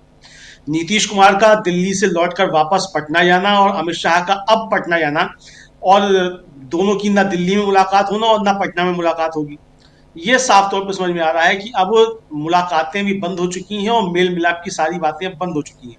तो इसलिए राजीव जी अब होगा तो पटना में कुछ बहुत ज्यादा बड़ा। अब संजय राउत का जो कहना है राजीव जी, हो सकता है भारतीय जनता पार्टी वो करे, लेकिन मुझे लगता नहीं है कि भारतीय जनता पार्टी हिमाकत इस समय करेगी, क्योंकि उसके ऊपर जो आरोप अब तक लगते रहे हैं कि वो अपने तमाम साथियों को धोखा देती है, उनको करती है, वो पहले ये इंतजार करेगी कि नीतीश कुमार पहले कोई चाल चले। वो ये इंतजार करेगी कि पहला पासा जो है नीतीश कुमार की तरफ से फेंका जाए। भारतीय जनता पार्टी का पासा अपनी तरफ से फेंकेगी तो बीजेपी कहीं की नहीं रहेगी, मोदी जी कहीं के नहीं रहेंगे, क्योंकि वैसे ही देश के अंदर एक ये सवाल उठता है कि इनको वोट कोई देता नहीं, ये जीत के कहां से आ जाते हैं। और उसके बाद फिर ये भी होगा कि ये तो जिसके साथ रहते हैं उसी को तोड़फोड़ करते हैं। उद्धव ठाकरे के साथ है, उनके यहाँ भी तोड़फोड़ किया, एकनाथ शिंदे को भी साथ दिया तो उनके साथ भी ऐसे ही कर दिया, नीतीश कुमार के साथ भी ऐसा ही कर दिया। तो भारतीय जनता पार्टी फिर एकदम राजीव जी उस स्थिति में पहुंच जाएगी जिस स्थिति में जनसंघ जो था महात्मा गांधी की हत्या के बाद पहुंच गया था, अछूत बन जाएगी यानी राजनीतिक परिदृश्य में। तो मुझे नहीं लगता कि भारतीय जनता पार्टी कोई ऐसी गलती करने की कोशिश करेगी, लेकिन ये बड़े हिम्मत वाले लोग हैं, 56 इंच की छाती वाले लोग हैं, कुछ भी कर सकते हैं। तो ये भी कर सकते हैं कि एडवेंचरस है तो कुछ ज्यादा ही एडवेंचरस है तो ऐसा एडवेंचर भी कर लें, लेकिन अगर ऐसा एडवेंचर कुछ करेंगे तो उसका सीधा सीधा असर दिल्ली पे पड़ेगा, क्योंकि बिहार में राजीव जी जो भी कुछ होगा उससे दिल्ली प्रभावित ना हो ऐसा हो ही नहीं सकता। चाहे नीतीश कुमार करें और चाहे अमित शाह मोदी करें, जो भी बिहार में कोई खेल करेगा दिल्ली उससे निश्चित तौर पर प्रभावित होगी। अवश्यम भावी है ये, तो दोनों तरफ से जो भी चीजें होंगी वो दिल्ली को भी ध्यान में रखकर होंगी राजीव जी। दिल्ली में को ध्यान में रखकर जो भी होगा, जो भी डिसीजन लिया जाएगा वहां बिहार में, वो दिल्ली को ध्यान में रखकर लिया जाएगा। क्या ऐसा होगा या सियासत में तात्कालिक जो लाभ या यानी नफा या नुकसान जो होता है उसका ख्याल रखा जाएगा? सब कुछ है, लेकिन दिल्ली में चल क्या रहा है जरा समझते हैं शकील जी से। शकील जी, आखिर दिल्ली में इधर क्या चल रहा है? राजीव जी, सबसे पहले तो पंकज जी को धन्यवाद। हम जो कह रहे थे वो ये कह रहे थे कि पहले मेतेई ने वहां पे मांग करी थी कि सुरक्षा बल हटाओ, अब वहां पे कुकी मांग कर रहे हैं कि सुरक्षा बल हटाओ। दरअसल ये भारत के सुरक्षा बलों पर वहां की राज्य सरकार ने और केंद्र सरकार ने संदेह पैदा कर दिया है, उनकी विश्वसनीयता पर सबसे बड़ा हमला कर दिया है उन्होंने। और ये कभी भी इससे पहले किसी भी जिस राज्य में भी आंतरिक परेशानी आई, चाहे पंजाब हो, चाहे कश्मीर हो, चाहे असम हो, वहां नहीं हुआ। ये पहली बार उन्होंने मणिपुर में कर दिया कि वहां का हर समुदाय जो है सुरक्षा बल के खिलाफ ही बोल रहा है।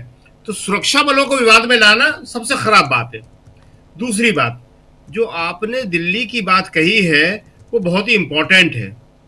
देखिए, दिल्ली में आज कांग्रेस ने एक प्रेस कॉन्फ्रेंस की जिसमें पंजाब के नेता और दिल्ली के नेता दोनों शामिल थे। पंजाब के नेता क्यों? पंजाब के नेता इसलिए बुलाए थे कांग्रेस ने कि वो यहाँ दिल्ली में बता सके कि जिस तरह पंजाब में वादे पूरे नहीं हुए उस तरह ये लोग दिल्ली में भी वादे पूरे करने वाले नहीं हैं। और एक बहुत ही इंपॉर्टेंट बात कही जो कि ये बताती है कि कांग्रेस या आम आदमी पार्टी का जो विवाद है वो कहाँ जा रहा है। अजय माकन जो कांग्रेस के कोषाध्यक्ष हैं, जिनके लिए अजय माकन ने मांग की थी कि इन्हें पार्टी से निकालो, उन्होंने उनको देशद्रोही कहा था। तो आज अजय माकन ने एक कदम और आगे बढ़ के कहा है कि केजरीवाल फर्जीवाल है और इनको देशद्रोही बताना सही है। कल सुबह यानी कि संडे को 10:30 बजे मैं एक और प्रेस कॉन्फ्रेंस करने जा रहा हूं और मैं सबूतों के उसमें बताऊंगा कि केजरीवाल देशद्रोही एंटी नेशन क्यों है। तो ये मामला जो है बहुत आगे तक बढ़ गया है। अब इस मामले में जो है कहीं पे भी लगता नहीं है कि कोई बीच बचाव की गुंजाइश है, क्योंकि जिस तरह से केजरीवाल ने हमले किए थे अजय माकन पर, तो माकन को अब कांग्रेस के हाईकमान का समर्थन मिल गया है और इसीलिए उन्होंने आज कहा है कि मैं कल इस बात को साबित करने जा रहा हूं, मैं बताने जा रहा हूं। और एंटी नेशन या देशद्रोही कहना किसी को भी बहुत बड़ी बात होती है। और कांग्रेस अगर ये कह रही है अब, तो इसका मतलब ये है कि मामला अब जो है बहुत आगे बढ़ गया है और उसमें जो है अब बीच बचाव अलग अलग तो लड़ रहा था, मगर ये पहले समझा जा रहा था कि इस तरह के व्यक्तिगत आरोप प्रत्यारोप नहीं लगेंगे, लेकिन अब जो है वो आरोप लगने वाले हैं। देखिए, एक दूसरी बात जो कांग्रेस की बात है, कांग्रेस ने आज यहाँ दिल्ली में एक प्रेस कॉन्फ्रेंस की, वो बहुत ही इंपॉर्टेंट प्रेस कॉन्फ्रेंस थी, इसलिए कि इसमें कांग्रेस ने जो है एक पंपलेट इशू किया है। हम बहुत दिनों से ये बात कहते रहे कि कांग्रेस को छोटी छोटी बुकलेट छपवाना चाहिए, पंपलेट छपवाना चाहिए, ताकि उनके कार्यकर्ताओं के हाथ में कुछ सामग्री हो जिसके जरिए वो बीजेपी वालों के सवालों का जवाब दे सके। होता क्या है कि बीजेपी वालों के पास सुबह से व्हाट्सएप आना शुरू हो जाते हैं और उन व्हाट्सएप के आधार पे वो कांग्रेस के समर्थक तो छोड़िए, पत्रकारों पर और दूसरे लोग जो न्यूट्रल होते हैं उन पर हमले करना शुरू कर देते हैं और झूठे और जो मुंह में आता है, उनके पास व्हाट्सएप होता है जिसको ऑथेंटिक मानते हैं, उसके आधार पे आरोप लगने लगते हैं। तो आज कांग्रेस ने एक बड़ा व्यापक पंपलेट इशू किया है, जिसमें उन्होंने संविधान सभा से बात करते हुए कि संविधान सभा कब बनी थी, कैसे उसमें डॉक्टर अंबेडकर को कांग्रेस लाई थी, कैसे उसका आरएसएस ने विरोध किया था, वो सारा का सारा आज कांग्रेस ने बताया है। और कांग्रेस ने आज ये भी कहा, पवन खेड़ा ने, कि हर चौपाल पे, हर जिले में चौपाल लगाएंगे और चौपाल में जय बापू, जय भीम, जय संविधान, इस अभियान को हम जो है गांव गांव तक, लोगों तक पहुंचाएंगे। तो ये एक बहुत अच्छी बात है कि चौपाल की बात उन्होंने की है, गांव की बात उन्होंने की है, और ये पंपलेट जो है गांव गांव में बांटा जाएगा। ये पंपलेट हमें लगता है कि बहुत ही बड़ी चीज है। कांग्रेस, ये देखिए जो पीछे जो आपको दिख रहा है पवन खेड़ा के बैकग्राउंड में लगा हुआ, ये वही पंपलेट है जिसको उन्होंने बड़ा करके यहाँ पे लगा रखा है। तो इसके जरिए क्या होगा कि संविधान के बारे में, कांग्रेस की योजनाओं के बारे में, बीजेपी का जो दोहरा चरित्र है उसके बारे में लोगों को आसानी से चीजें मालूम पड़ जाएंगी। आज एक सबसे बड़ी समस्या है कि राहुल गांधी जो कहते हैं वो लोगों तक नहीं पहुंच पाता। मेन मीडिया, जिसे गोदी मीडिया भी कहा जाता है, वो पहुंचाता नहीं है। सोशल मीडिया पे उनका असर बहुत ज्यादा है। कांग्रेस ये समझती है कि सोशल मीडिया पे उसने कुछ कर लिया, लेकिन मुख्यतः सोशल मीडिया जो है, जो गांव गांव पहुंच रहा है, घर घर पहुंच रहा है, हर आदमी के पास पहुंच रहा है व्हाट्सएप के जरिए, वो उन्हीं के प्रभाव में है सारा का सारा। तो ऐसे में कैसे पहुंचे उनके पास? थोड़ा बहुत जो है आप पहुंचाते हैं, आपका यूट्यूब पहुंचाता है, लेकिन इसको वो लोग कितना समर्थन करते हैं, कितना नहीं करते, ये एक अलग मुद्दा है। तो ये भी उस तरह से लोगों तक नहीं पहुंच पाता जितना पहुंचना चाहिए। ये एक बहुत जरूरी और एक बड़ा सशक्त माध्यम है जिसके जरिए कांग्रेस चाहे, विपक्ष चाहे तो लोगों तक पहुंच सकता है वो। लेकिन अब वो कितना इसका उपयोग करते हैं, कितना इसको समझते हैं, क्योंकि एक देश के अंदर ये मीडिया एक ऐसी धारा है जो किसी के भी साथ न होके कोशिश करती है कि जनता की आवाज जो है वो लोगों तक पहुंचे। तो इस दिशा में जो है एक काम जो हुआ है उसको कांग्रेस कैसे आगे बढ़ाएगी, ये कांग्रेस के सोचने की बात है। लेकिन जो आज उन्होंने पंपलेट इशू किया है वो एक बहुत महत्वपूर्ण बात है। और जहां तक बिहार का सवाल है, तो बिहार जो है अब करीब करीब जो है मोदी जी के हाथ से जा चुका है। वो इसलिए जा चुका है कि अब अगर वो नीतीश बाबू को वापस भी अपने पास ले आते हैं, अमित शाह वहां जाके वापस भी ले आते हैं, तो जो संदेह पैदा हो गया है, जो दूरियां पैदा हो गई हैं, और इसका जो माइलेज जो है इंडिया गठबंधन को या महागठबंधन को मिल चुका है, वो उसे अब वापस नहीं ले सकते। क्यों? क्योंकि वहां पे ये मैसेज सीधा सीधा चला गया है कि नीतीश कुमार बीजेपी के साथ अगर जा रहे हैं तो नीतीश कुमार को कोई ब्लैकमेल कर रहा है, नीतीश कुमार को कोई डरा रहा है, और नीतीश कुमार जो है किसी के कब्जे में है। बिहार में सबसे बड़ी दो ही बातें कही जा रही हैं, जो आपको हमने 2-3 दिन में जो बात हुई उसमें बताया, जो वहाँ के रिपोर्टर कहता है, जो वहाँ का पत्रकार कहता है, जो जमीन पे है, वो ये कि नीतीश कभी भी कुछ भी कर सकते हैं, एक, और दो, नीतीश खुद अपने कंट्रोल में नहीं है। नीतीश को कोई जो है वो चला रहा है, और वो कौन चला रहा है? वो बीजेपी चला रही है। नीतीश को अब जेडीयू नहीं चला रही है, और ये दोनों स्थितियां जो हैं वो नीतीश के समर्थकों को उनसे दूर करेगी। जी राजीव जी। जी बिल्कुल, नीतीश के समर्थकों को ये दोनों स्थितियां दूर कर सकती हैं। ज़रा आना चाहता हूं जल्दी से प्रोफेसर रविकांत जी आपके पास। प्रोफेसर साहब, आप कैसे देखते हैं, यहाँ हम नीतीश बाबू की बात तो कर ही रहे हैं, दिल्ली की बात भी कर रहे हैं, देश की सियासत की बात भी कर रहे हैं, क्या आपको लगता है जो बात संजय राउत कह रहे हैं कि 10 सांसदों को, नीतीश बाबू के, नीतीश कुमार की पार्टी के 10 सांसदों को बीजेपी तोड़ने वाली है, ऐसी बात, ऐसे दावे वो कर रहे हैं? और अगर यहाँ ऐसा होता है, महाराष्ट्र में जो खेला हुआ वो भी हम लोगों ने देखा, एकनाथ शिंदे आज उस कुर्सी पे नहीं है जिस कुर्सी पे उनको होना चाहिए था, क्योंकि इस बार जीतकर आई पार्टी, चाहे वो बीजेपी हो या एकनाथ शिंदे की पार्टी शिवसेना हो या वहाँ अजित पवार की पार्टी हो, ये तमाम दल एक साथ चुनाव लड़े थे, लेकिन वहाँ बीजेपी को ज़्यादा सीटें आई और बीजेपी ने अपनी वहाँ अपना मुख्यमंत्री बैठा दिया। यही बात बीजेपी अभी से बिहार में कह रही है, और ऐसे में नीतीश कुमार चेते हुए दिखाई दे रहे हैं। और यहां से जब वो इनको ये पता है कि ऑलरेडी क्या कुछ हुआ है, चाहे वो खासकर महाराष्ट्र का जिक्र अगर सामने लाते हैं, तो यहां पर आपको क्या लगता है कि नीतीश कुमार किसी भी हाल में जो सिनेरियो है उसमें वो अब आज की तारीख में बाहर हो चुके हैं, भले घोषित तौर पे ना हुए हों, लेकिन अघोषित तौर पे क्या वो एनडीए से बाहर हो चुके हैं? एनडीए से बाहर की बात इसलिए भी कर रहा हूं, जरा एक बात और रख दूं कि आप दिल्ली के चुनाव को देखिए, जहां एनडीए के अलग अलग दल अलग अलग खुद अपने दम पे चुनाव लड़ रहे हैं, चाहे वो हम हिंदुस्तानी आवाम मोर्चा हो जीतन राम मांझी, चाहे वो एनसीपी हो, और अब यानी एनसीपी अजित पवार गुट ऑलरेडी 11 कैंडिडेट घोषित कर दिए, और चाहे एकनाथ शिंदे भी अब आने वाले हैं, और जेडीयू भी, जनता दल यूनाइटेड भी। जब ये सब अलग अलग दिल्ली में चुनाव लड़ेंगे तो इसका मतलब है कि ये सब मिलकर कहीं ना कहीं बीजेपी को अलग कर रहे हैं। तो ये भी आ रहा है कि एनडीए बीजेपी को बाहर करने की तैयारी में है। प्रोफेसर रविकांत जी। निश्चित रूप से ये जो टूटन दिखाई पड़ रही है और जो नाराजगी है विभिन्न राजनीतिक दलों की, वो एनडीए के बहुत मजबूत होने की दुहाई नहीं दे रही है। वो उसमें स्पष्ट रूप से बहुत सारी असमंजस है, बहुत सारी टूटन है।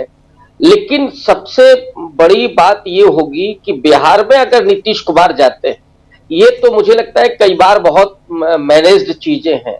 जैसे हिंदुस्तान अवामी मोर्चा अगर वहां चुनाव लड़ रहा है या अजित पवार की पार्टी चुनाव लड़ रही है, तो वो कैंडिडेट कौन से उतारती है ये देखना पड़ेगा। कहीं ये मिली भगत तो नहीं है बीजेपी के साथ कि जहां पे वो नुकसान करे आम आदमी पार्टी को और कांग्रेस पार्टी को, ऐसे कैंडिडेट उतारे जाए। क्योंकि हमने महाराष्ट्र में और हरियाणा में जो खेल देखा बीजेपी के चुनाव जीतने का तंत्र बहुत बड़ा है, बहुत मजबूत है, और उसमें कई दाव पेच होते हैं। एक दाव पेच ये भी है कि जैसे महाराष्ट्र में कांग्रेस पार्टी के कैंडिडेट के सामने कुछ 2-4 डमी कैंडिडेट भी खड़े किए जाएं, जो 2-2 4-4 हजार वोट निकाल के ले जाएं।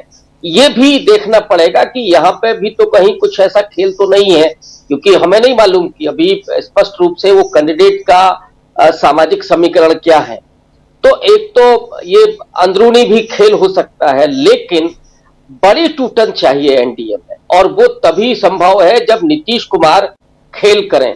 और नीतीश कुमार जब खेल करेंगे तो फिर नायडू भी, क्योंकि नायडू भी बहुत खुश नहीं है।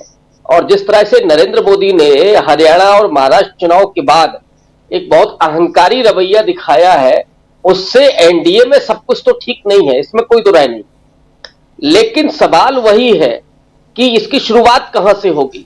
लड़ाई झगड़ा तो यहां भी चल रहा है, उत्तर प्रदेश में भी चल रहा है, लेकिन ये तब्दील होगा कि नहीं होगा बड़े टूट में। और बड़ी टूट तभी होगी जब कोई बड़ा विकेट गिरेगा, और उसमें मुझे लगता है कि शुरुआत नीतीश कुमार कर सकते हैं। तो इसलिए कल पर बहुत कुछ निर्भर करेगा, और फिर आने वाले वक्त में चीजें और ज्यादा स्पष्ट होती हुई दिखाई पड़ेंगी। और अगर बिहार से इसकी शुरुआत होती है तो ये जो बनाया गया है ना पूरा किला, ये भरभरा करके गिर जाएगा। क्योंकि एनडीए में भारतीय जनता पार्टी जिस तरह से तमाम अपने सहयोगी दलों को दरकिनार करके चल रही है, कोई तवज्जो नहीं है किसी को। वहां एक तरह से ईडी सीबीआई का डर भी है, डंडा भी है, और उसके बाद विकल्पहीनता की भी स्थिति है। लेकिन अगर इंडिया अलायंस मजबूत होता है, नीतीश कुमार इस खेमे में आते हैं, तो ऑब्वियस है कि वहां जो लोग हैं, और सच्चाई तो यह है कि भारतीय जनता पार्टी के तमाम सांसद ऐसे हैं जो नाराज हैं। अभी हम लोगों ने पिछले दिनों देखा था, जब वोटिंग हुई थी तो उसमें से 20 सांसद गायब थे व्हिप जारी होने के बावजूद। तो ये जो अंदर खाने बीजेपी के भीतर भी बहुत सारी टूटन दिखाई पड़ रही है, उसमें तभी तब्दीली आएगी, या वो जमीन पर तभी आएगा जब कोई बड़ा घटनाक्रम होगा। और वो बड़ा घटनाक्रम यहीं बिहार से ही आपको होते हुए दिखाई पड़ेगा। तो इंतजार इसी का करना पड़ेगा कि नीतीश कुमार क्या फैसला ले रहे हैं। और नीतीश कुमार अगर कोई फैसला लेते हैं तो फिर निश्चित रूप से जो बात आप कह रहे हैं कि बहुत सारे घटक दल हैं जो अलग चुनाव लड़ रहे हैं और उनमें नाराजगी है, और ये फिर बहुत स्पष्ट हो जाएगा। और फिर नरेंद्र मोदी और अमित शाह उस चीज को बचा नहीं पाएंगे। अगर एक बार टूटन शुरू होगी, फिर बचाना लगभग नामुमकिन होगा। उसके लिए जरूरत पड़ेगी कि इंडिया अलायंस मजबूत हो, और मजबूती का मतलब है कि नीतीश कुमार की एंट्री हो, और नीतीश कुमार के नेतृत्व में, या नीतीश कुमार बिहार में रहे या दिल्ली में रहे, उनके जरिए उस पूरे अलायंस को मजबूत करके और सत्ता बदल हो। बगैर सत्ता बदल की चीजें दुरुस्त नहीं होंगी, और ना ही एनडीए को उसी तरीके से वो जबरन मजबूत बनाए हुए अंदर खाने, उसमें ऐसा कोई विश्वास नहीं है। राजीव जी जी, प्रशांत जी आप क्या कहेंगे? यहां पर दिल्ली की बात आप कर रहे थे, दिल्ली चुनाव की बात आप कर रहे थे, क्या कुछ असर पड़ते हुए आप देखते हैं? क्योंकि यहां पर सबसे बड़ी चीज है कि एनडीए चुनाव नहीं लड़ रहा है, यहां एनडीए के तमाम घटक दल चुनाव लड़ रहे हैं और वो नाराजगी के साथ आ रहे हैं। एक तो ये होता है कि चलिए ठीक है, इंडिया गठबंधन में कांग्रेस पार्टी और केजरीवाल की पार्टी आम आदमी पार्टी, ये दोनों के बीच गठबंधन नहीं हुआ, और अमूमन हम लोगों ने देखा कि इससे पहले हरियाणा में भी गठबंधन नहीं हुआ था, पंजाब में भी गठबंधन नहीं हुआ था, पंजाब में भी फ्रेंडली मैच। लेकिन यहाँ पर जब एनडीए की हम बात करते हैं तो हिंदुस्तानी आवाम मोर्चा, जीतन राम मांझी हो गए, एकनाथ शिंदे हो गए, अजीत पवार की पार्टी हो गई, ऐसे कुछ और दल आने वाले हैं, ये सब अलग अलग चुनाव लड़ रहे हैं, और यहाँ बीजेपी के सामने ये खड़े हैं। आने वाले समय में जनता दल यूनाइटेड है, वो भी है, ये सब अलग अलग चुनाव लड़ रहे हैं। क्या यहाँ वो बातें निकल के आएंगी जो अभी तक बीजेपी वहाँ कहें तो दबाने की कोशिश अपने ही दलों को, क्योंकि ज़्यादा सीटें हैं तो हम जैसा चाहें वैसा करें? और सबसे बड़ी चीज़ कि जब लोकसभा में 2 टर्म में यानी 2014 और 2019 में जब बीजेपी को 272 से ज़्यादा सीटें मिली थीं, अपने दम पर बहुमत के आंकड़े को पार बीजेपी की थी, तो उसके बाद एनडीए नाम भी नहीं आता था, बीजेपी की सरकार या मोदी सरकार कहते थे। अब जब 2024 में वो स्थिति नहीं है, तब वो एनडीए की सरकार कहते हुए नजर आए हैं। लेकिन दिल्ली में आखिर क्या चल रहा है? देखिए, दिल्ली में जिन पार्टियों के आपने नाम लिए, चाहे वो एनसीपी पवार हो या जीतन राम मांझी की पार्टी हो, दिल्ली में सब राज्यों का की पॉपुलेशन है, दिल्ली में लोग रहते हैं।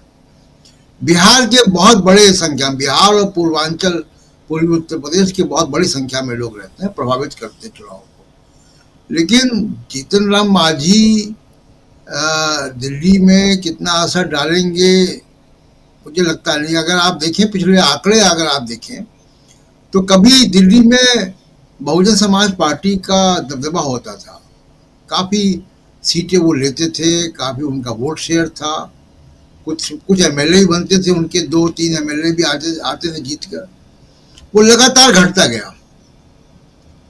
तो दिल्ली बेसिकली ट्रायंगुलर कंटेस्ट में है। और इस बार बड़ा दिलचस्पी ये है राजीव जी कि कांग्रेस ने तय किया है कि वो वॉकओवर नहीं देगी, कोई कंसेशन आम आदमी पार्टी को नहीं देने जा रही है। ये एक बड़ा फैसला कांग्रेस का है, और उसका संकेत उन्होंने अरविंद केजरीवाल के खिलाफ संदीप दीक्षित को उतार के दे दिया, या आतिशी के खिलाफ अलका लांबा को खड़ा करके दे दिया। 2 बड़े नेता उन्होंने अपने मुख्यमंत्री, मौजूदा मुख्यमंत्री और पिछले मुख्यमंत्री के खिलाफ खड़े कर दिए। लगभग दर्जन भर सीटों पर भी लग रहा है कि ट्रायंगुलर कंटेस्ट होगा। तो ये कुल मिला के दिल्ली में स्थिति बड़ी दिलचस्प होगी। एक जो रेखांकित करने वाली बात है कि मोदी जी ने न मालूम गलती है ये कि इसका एडवांटेज होगा, वो हम लोग आगे देखेंगे, लेकिन मोदी जी ने दिल्ली के चुनाव के ऊपर अपना नाम घोषित कर दिया है कि उन्हीं के नाम पर दिल्ली का चुनाव होगा। और बीजेपी के जो कैंडिडेट हैं, जैसे मुख्यमंत्री का कैंडिडेट है कोई, वो चेहरा सामने नहीं होगा। ये प्रधानमंत्री मोदी की तरफ से ये हो गया है कि दिल्ली के चुनाव में उनकी मौजूदगी में चुनाव, बीजेपी का मतलब मोदी जी, तो अरविंद केजरीवाल के खिलाफ मोदी है वहां पे। अब जब रिजल्ट आएंगे तो हम लोग इसकी विवेचना करेंगे कि वो गलत फैसला था कि सही फैसला था, लेकिन अभी ये तय हो गया है। मोदी जी ने कल से मोर्चा खोल दिया है, और मेरे ख्याल से राजीव कुमार जो चुनाव आयोग इंतजार कर रहा होगा कि मोदी जी और शिलान्यास वगैरह कर दें, तब 7 तारीख को शायद दिल्ली के चुनाव की घोषणा होगी। जी। तो लेकिन दिल्ली का चुनाव में दिलचस्पी दिल्ली के बाहर भी होगी, और इस बार चुनाव वाकई एक तरफा नहीं होगा, त्रिकोणीय मुकाबला होगा। बहुत सारे मुद्दे हैं।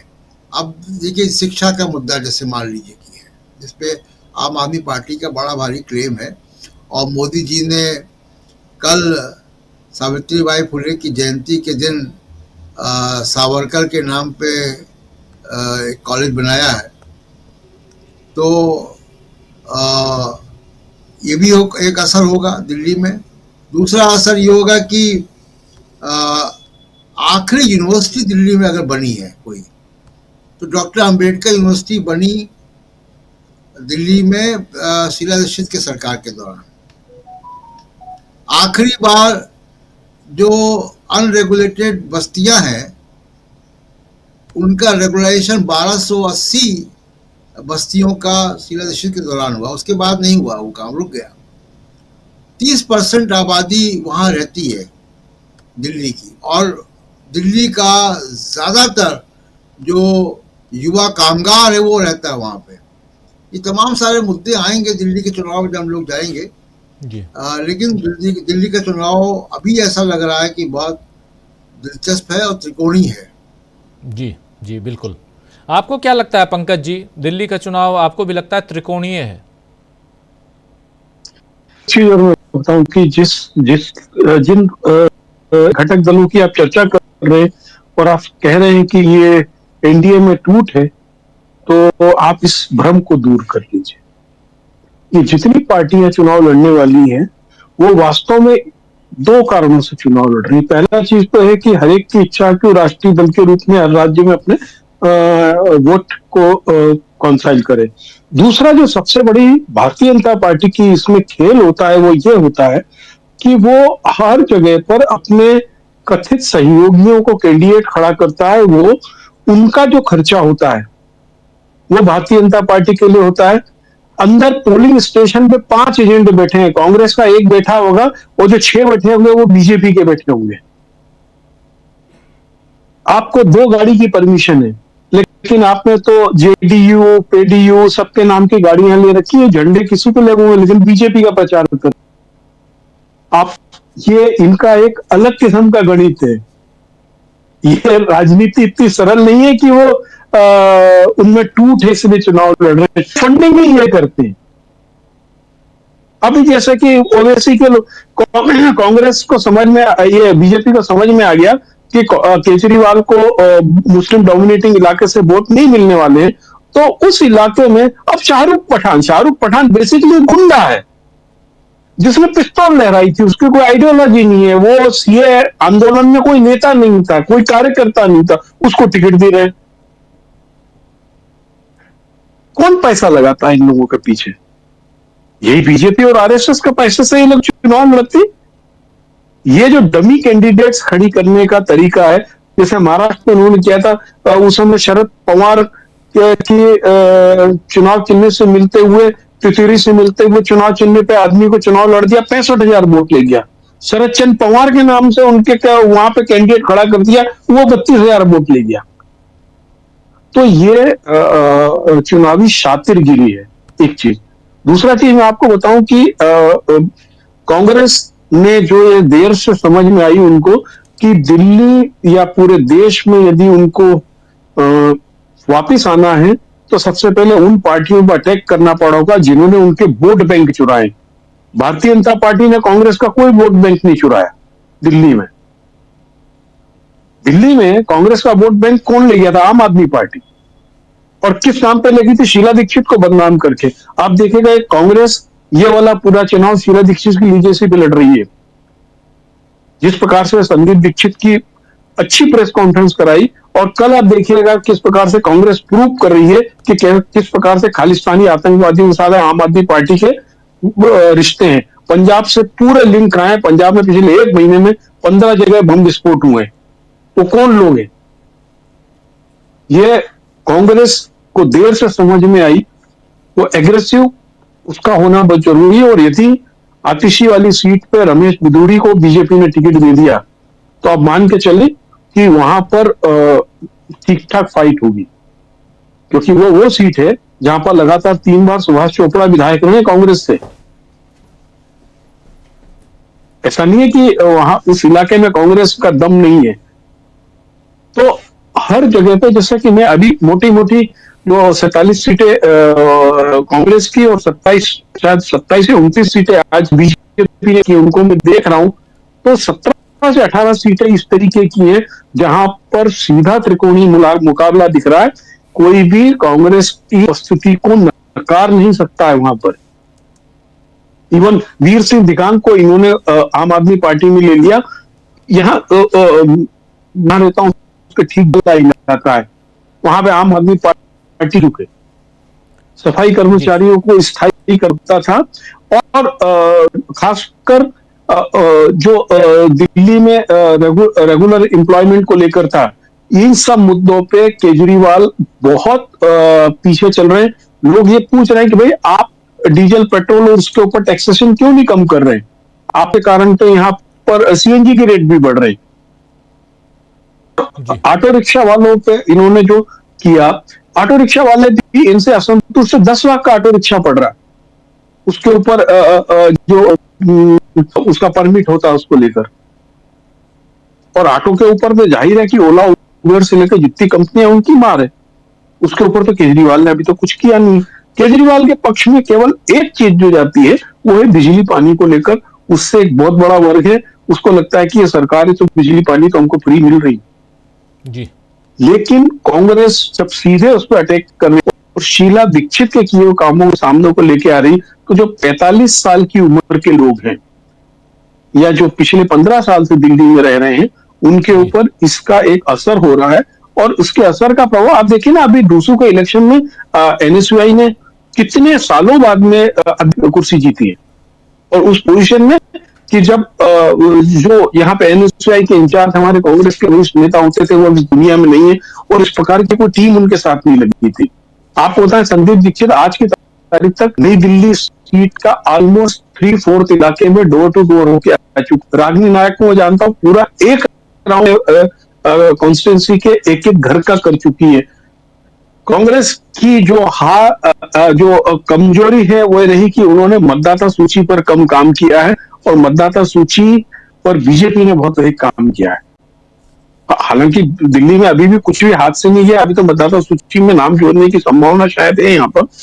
यदि मतदाता सूची मतदान केंद्र पर बात की और यदि जो राहुल गांधी का जो अभियान शुरू होने वाला वो, मुझको लगता है कि उनको ईवीएम से ज्यादा इलेक्शन रिफॉर्म पे बात करना चाहिए। देखिए बीजेपी की जो रिगिंग है वो अकेले ईवीएम नहीं है, मतदाता सूची, वोटिंग और पोस्ट जो सील और काउंटिंग वाला हिस्सा है। ये जो मांग होती है ना कि हम वीवीपैट की पर्ची गिनवा लें, कोई फायदा नहीं है जी।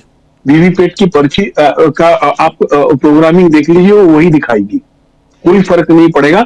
एक्चुअली ये मुद्दा बड़े इलेक्शन रिफॉर्म का है और मुझे लगता है कि कांग्रेस, लोग जानते हैं कि देयर इज समथिंग गड़बड़। आप देख लीजिए पूरे महाराष्ट्र में, पूरे हरियाणा में सरकार बन गई लेकिन हर्ष की लहर नहीं है, जुलूस नहीं निकले गांव में। नहीं तो हरियाणा में एक एक महीने जुलूस निकलते थे, जिलों में जुलूस नहीं निकले। महाराष्ट्र में आप देख लीजिए, इनकी हिम्मत नहीं जुलूस निकालने की, लेकिन ये कि लोग कन्विंस नहीं हो पा रहे हैं कि देयर इज समथिंग फिशी। क्योंकि क्या है कि जब हम बात करते हैं ईवीएम तो सोचते हैं कि ईवीएम मैनिपुलेशन है। It is not only manipulation, ये टेक्निकल रिगिंग नहीं है। तो ये मुद्दों पे भी बात दिल्ली इलेक्शन के समय करनी पड़ेगी, जिससे लोगों को भरोसा हो कि आप जो वोट दे रहे हैं वो सही जगह जा रहे हैं। क्योंकि भारतीय जनता पार्टी फिर उसी मॉडल ऑफ ऑपरेंडी पे काम करेगी कि आपको चलो हमको वोट नहीं देना तो आम आदमी पार्टी को दे दो, कांग्रेस को मत दो। क्योंकि केजरीवाल तो पहले भी बोल चुके थे कि दिल्ली में केजरीवाल, केंद्र में मोदी, उनकी तो पॉलिटिक्स ही हो रही है। और जिसने भी लोकसभा चुनाव में कांग्रेस से समझौते की बात आम आदमी की पार्टी की कराई थी, वो मान के चलो कोई चुप संगी था, वो कांग्रेस के अंदर बैठा हुआ विभीषण था।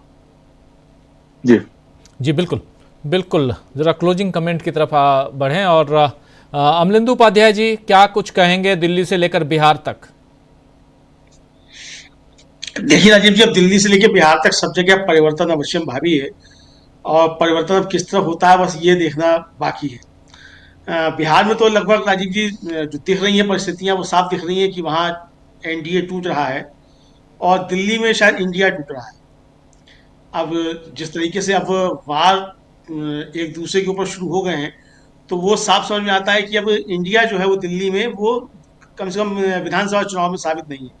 केंद्र में भले ही साबित रहे, और था भी ये कि जब बना था उस समय ये बात तय भी हो गई थी कि राज्यों में अलग अलग जहाँ जिसका है वो अपना करेगा और केंद्र में हम एक साथ रहेंगे। तो केंद्र की जब बारी आएगी तो होगा। अभी डॉक्टर मनमोहन सिंह के साथ जो बर्ताव किया इस सरकार ने, उस पर केजरीवाल ने भी आपत्ति जताई और पूरी आम आदमी पार्टी ने भी आपत्ति जताई। लेकिन उससे पहले भी एक दूसरे पर वार हो रहे थे, और उसके बाद भी एक दूसरे पर वार होना, यानी विधानसभा चुनाव में अलग अलग होंगे और एक दूसरे की जो भी कमियां जो भी जिसकी जो हो सकती हैं वो यहाँ बताया जाएगा।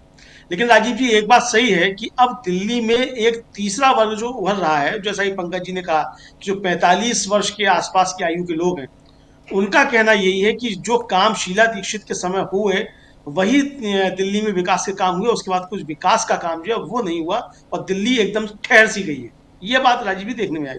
मैंने एक बार पहले आपको बताया था व्यक्तिगत बातचीत में कि मैं एक दिन लौट रहा था जब एक ओला कैब से, तो उसका कैब ड्राइवर जो था वो पहले खामोश खामोश था, फिर धीरे धीरे बात करने लगा। फिर उसने बताया कि वो कृष्णा नगर में रहता है, और उसने कहा कि साहब ये केजरीवाल और मोदी जो है ये तो आपस में लड़ते रहते हैं और जनता को बेवकूफ बनाते रहते हैं। शीला दीक्षित के समय में जो दिल्ली में जो काम हो गया वो जो है वो अब नहीं हो रहा। तो यानी एक वर्ग राजीव जी ऐसा भी तैयार हो रहा है। तो कांग्रेस अगर मजबूती के साथ लड़ रही है तो राजीव जी ये भी हो सकता है कि लड़ाई जो है वो कांग्रेस और आम आदमी पार्टी की दिल्ली में हो, तो इसलिए भी गठबंधन ना हो रहा हो यहाँ। ये भी हो सकता है कि लड़ाई जो है यहाँ इंडिया गठबंधन के ही दो दलों के बीच में हो, जैसा कि केरल में दो दलों के बीच हुआ, पंजाब में दो दलों के बीच हुआ, इंडिया गठबंधन के ही। तो यहाँ हो सकता है दिल्ली में ये परिस्थितियां बन रही हो कि इंडिया गठबंधन के ही दो दलों के बीच में पक्ष और विपक्ष के लिए लड़ाई हो, भारतीय जनता पार्टी यहाँ तीसरे नंबर पर रहे। और अगर इससे पहले बिहार में कोई खेल हो जाता है तो राजीव जी फिर जो सब देश के अंदर होगा वो देखा जाएगा। जी बिल्कुल बिल्कुल, बहुत शुक्रिया आप तमाम साथियों का, अमलेंदु जी आपका, प्रशांत जी आपका, प्रोफेसर रविकांत जी, शकील जी और पंकज चतुर्वेदी जी, आप सबका बहुत बहुत शुक्रिया, बहुत धन्यवाद। आप लोग जुड़े इस कार्यक्रम में, आप लोगों ने हिस्सा लिया, बहुत बहुत धन्यवाद आप सबका। आप तमाम साथी जो हमारे साथ बने हुए हैं, आप सबका भी शुक्रिया अदा करता हूं। ज्योति जी हैं हमारे साथ, अजय मोहंती हमारे साथ में, IS पटेल हैं,